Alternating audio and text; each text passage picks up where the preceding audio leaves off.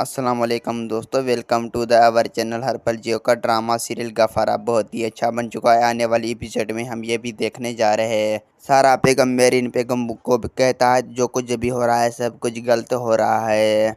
मुझे ये कभी सोचना भी नहीं पड़े था तो आप लोगों को अदालत जाना पड़ेगा। आप जो कुछ मेरे साथ कर चुके हैं, मैं आप लोगों को समझा रही हूँ तो अपनी बहू को समझाए तो वो अपना केस वापस ले रहे हैं। ये बात सुनकर मेरीन बेगम बहुत ही ज़्यादा गुस्से में होती है। मेरीन बेगम कहती है तुझे किसने कहा था तुम्हें इस तरह ताहिर सिकंदर की बयान दो। पहले गलती तो तुम कह रही है मिटेक जाकर। ये बात सुनकर सारा कहती है आप लोगों को शायद कोई रास्ता ही नहीं छोड़ा था। मेरी बेटी ने सारा की खातिर क्या कुछ नहीं किया। ये बात सुनकर मेरी बेगम एक बार फिर कहती है सारा तुमने बहुत गलत किया। ताहिर सिकंदर तुम जानती होगी अपनी इज्जत के खातिर कुछ भी कर सकता है।